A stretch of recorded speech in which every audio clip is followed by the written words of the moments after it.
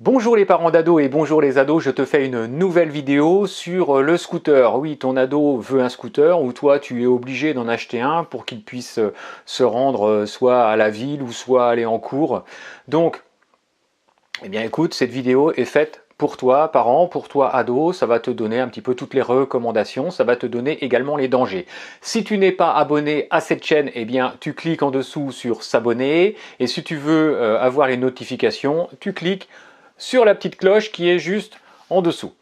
Donc, je te parle du scooter aujourd'hui. Donc, quand on est ado, on aime le risque. Et pourquoi on aime le risque? Parce que le cerveau n'est pas encore complètement formé. Tout ce qui est partie, on va dire, émotionnelle est très développé. Par contre, tout ce qui est la partie dite consciente, eh bien, c'est la partie qui gère, on va dire, le danger, eh bien, n'est pas encore terminée. C'est pour ça que, bien souvent, les ados se mettent en danger. Donc il faut que tu connaisses les risques, c'est ce qui fait le plus peur aux parents. Il faut savoir que entre les 15 et 19 ans de l'adolescence, on compte 150 morts par an et plus de 7000 blessés. Donc ça fait pas mal, donc c'est pour ça que c'est pas un achat, on va dire, anodin. Donc il faut que tu te poses la question, toi en tant que parent, si vraiment l'achat du deux roues, c'est vraiment indispensable. Ce sera indispensable quand? Ce sera indispensable quand ton enfant, ton domicile est éloigné par exemple de l'école. Donc là, il a besoin de prendre un scooter parce que le bus scolaire ne passe pas devant chez toi. Ce sera également utile si ton ado fait un sport ou fait une activité musicale ou artistique et qu'il va devoir se déplacer seul parce que tes heures de travail ne correspondent pas aux heures de ses activités. Donc là, le scooter vraiment est indispensable et puis ça va donner de l'autonomie à ton ado et toi, on va dire, tu n'auras pas à devoir gérer cette partie-là, le fait de l'emmener à l'école ou de l'emmener à ses activités. Lorsque tu auras acheté donc ce scooter avec ton ado, eh bien, il va falloir que tu parles des risques. Donc, il aura dans un premier temps une formation avec une auto-école pour connaître un petit peu les dangers, les risques, les panneaux également, parce que il faut savoir qu'aujourd'hui il faut un BSR pour pouvoir conduire un scooter. Avant, à partir de 14 ans, on pouvait conduire un scooter sans rien avoir.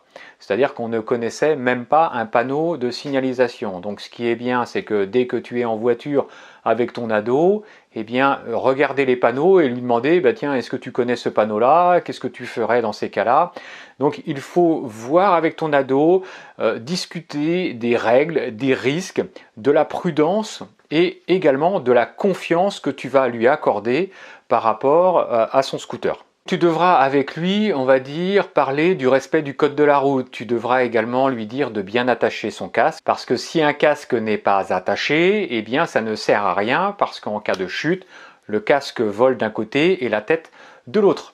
Il faudra également lui dire bien, de ne pas prêter le scooter, parce qu'il est assuré pour lui et il n'est pas assuré pour les autres. Également, voir avec lui le transport de personnes. Hein, ça peut être délicat d'avoir quelqu'un derrière soi parce qu'à partir du moment où on transporte quelqu'un, on en est responsable.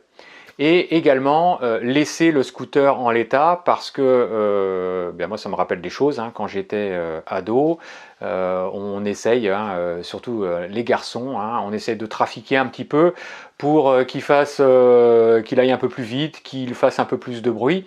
Donc, surtout lui dire laissez le scooter en l'état parce qu'en cas de contrôle, eh bien, il peut y avoir des amendes par rapport à ça. Donc à partir du moment où tu as acheté le scooter, à partir du moment où il a pris, on va dire, ses formations auprès d'une auto-école et que tu lui as expliqué un petit peu toutes les règles, qu'est-ce que tu dois faire, toi, en tant que parent, si tu vois que les règles ne sont pas respectées? Ça va être la suppression du deux roues, hein. Tu vas lui dire, bah, écoute, tu n'es pas capable, on va dire, de respecter les règles et puis c'est trop dangereux pour toi, eh bien, on va te supprimer le scooter. Mais alors, avant d'en arriver là, il faut, on va dire, revenir sur les règles de temps en temps, hein, en lui demandant, dans un premier temps, le ressenti de ton ado, savoir comment il se sent par rapport à son deux roues, savoir si il a eu peur, savoir s'il a rencontré déjà des problèmes ou s'il a rencontré des panneaux qu'il ne connaissait pas.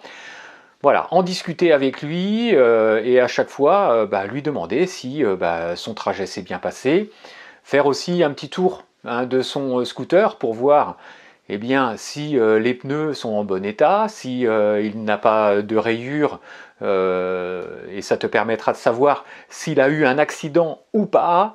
Et voilà, donc c'est vraiment voir avec lui et voir un peu l'état du scooter. Il y a certaines conditions pour conduire un scooter. Donc la première, c'est si ton ado est né après le 31 décembre 1987, il doit être titulaire d'un brevet de sécurité routière, c'est le BSR.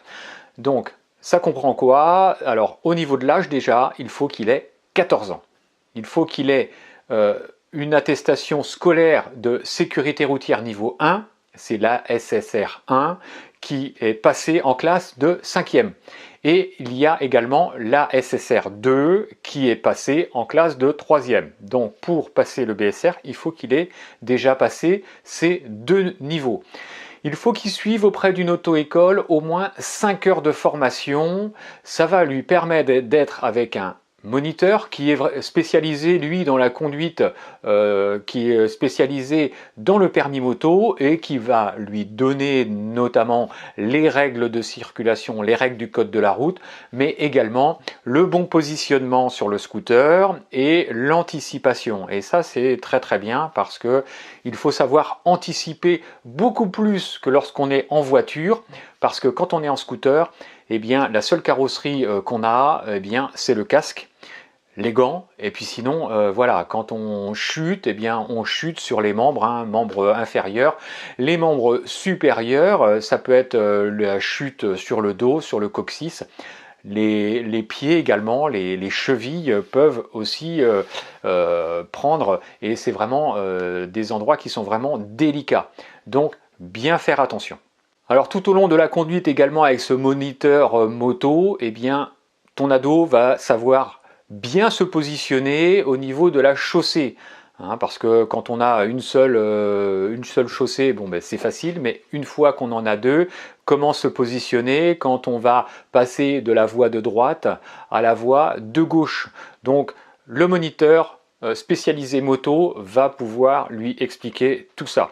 Il va aussi apprendre en fonction des caractéristiques de son deux roues et il va également voir des mises en situation de danger. Hein, à partir du moment où il y a un véhicule qui arrive et qui force le passage, eh bien, que doit faire ton ado? Donc toutes ces situations de danger, ton ado va les voir avec le moniteur auto-école et ça c'est rassurant pour les parents. Le deux roues de ton ado doit également avoir des équipements obligatoires. Il faut que tu saches que tout cyclo, après le 1er juillet 2004, doit circuler avec les feux de croisement même allumé le jour.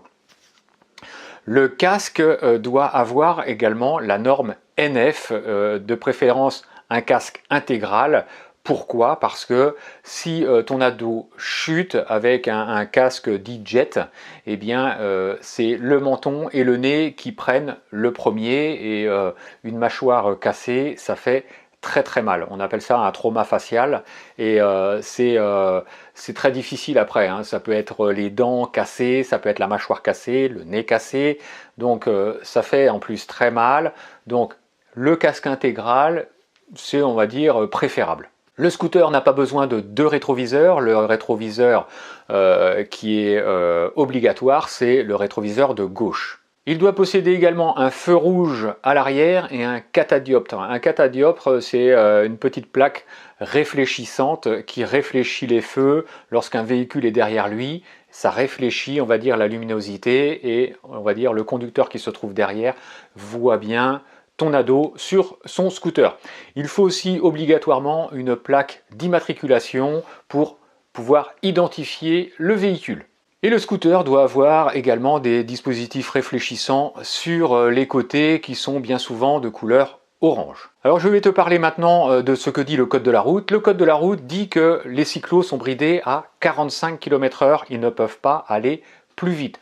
Donc s'ils roulent à 45 km/h, ça veut dire qu'ils ne doivent pas aller sur les voies express, ils ne doivent pas aller sur les autoroutes. C'est une amende. Donc dis à ton jeune également de laisser, comme je te le disais au début de la vidéo, le scooter en l'état, parce que s'il le débride, hein, le débrider c'est le fait que le scooter aille plus vite que 45 km/h. Donc je me rappelle moi à ma période ado, un copain qui avait donc une mobilette qu'il avait trafiquée, c'était une mobilette dite de compétition, mais il roulait sur la route avec, qui allait à 100 km/h. Et vous voyez un petit peu un petit cadre, des petits bâtons au niveau des roues, des petits pneus, le système de freinage qui n'est pas adapté, on va dire, parce que à partir du moment où on a un cyclo, tout est adapté par rapport à sa vitesse. Donc là, le système de freinage n'était pas adapté à la vitesse de sa mobilette, parce que c'était une mobilette, hein, à l'époque il n'y avait que ça, hein, les scooters n'existaient pas beaucoup. Le carénage non plus n'est pas adapté, en cas de chute, eh bien là on n'est pas protégé, mais du tout, donc il faut faire attention. Si ton jeune, on va dire, décide, de débrider, eh bien il peut avoir une amende de 1500 €, donc c'est quand même beaucoup d'argent. Et en cas d'accident, même si ton ado n'était pas responsable de l'accident, eh bien l'assurance peut décider que, eh bien, elle n'indemnisera pas la victime qui est ton ado parce que le scooter a été modifié, le scooter ou la mobilette a été modifié. Donc bien dire à ton ado, laisse le scooter en l'état parce que sinon je ne paierai une assurance pour rien. Si ton ado n'allume pas les feux le jour, ou oublie d'allumer les feux le jour, c'est 35 € d'amende. S'il ne porte pas son casque ou si le casque n'est pas attaché, on appelle ça la jugulaire, si la jugulaire n'est pas attachée, eh bien c'est 135 €. Le port des gants est également obligatoire. Si il ne porte pas ses gants, c'est 68 € d'amende. Donc si vous chiffrez un petit peu tout ça, si vous additionnez un petit peu tous ces montants, ça fait quand même une belle somme. Donc c'est pour ça qu'il faut respecter les règles du code de la route. Une règle également très importante, c'est concernant l'assurance. C'est comme une voiture, à partir du moment où tu as acheté le cyclo ou le scooter, il faut que le scooter soit assuré avant que ton jeune monte dessus. Il faut que, une fois que tu l'as acheté, tu appelles l'assurance, tu lui dis voilà, nous avons acheté un scooter, même si c'est un samedi, même si c'est un dimanche. Tu appelles l'assurance, tu laisses un message sur le répondeur en disant voilà, nous venons d'acheter un scooter, il est immatriculé. Alors tu donnes le numéro d'immatriculation, tu donnes sa marque, son type, et tu dis, ben voilà, nous prenons le scooter et nous voulons l'assurer car nous allons de tel endroit à tel endroit. Et le lundi ou le mardi, tu régularises la situation en les appelant et en disant, voilà, on a fait l'acquisition, on a laissé un message et on assure le véhicule. Comme je te disais tout à l'heure, le débridage est illégal et donc vérifie de temps en temps à écouter un petit peu le bruit du pot d'échappement, savoir si tout va bien et s'il n'a pas été trafiqué. Le casque, c'est la principale, on va dire, carrosserie que peut porter ton ado, donc c'est vraiment très important le casque. Il ne faut pas l'acheter d'occasion parce qu'il faut savoir qu'un casque qui tombe, alors bon, s'il tombe un tout petit peu, c'est pas grave, mais si il y a un choc violent sur le casque, eh bien le casque, tu peux le mettre à la poubelle parce que il va être déformé, soit déformé de façon extérieure ou si ton jeune est tombé avec, il va être déformé à l'intérieur. La mousse qu'il y a à l'intérieur va être déformée et ne sera plus adaptée, on va dire, à sa tête.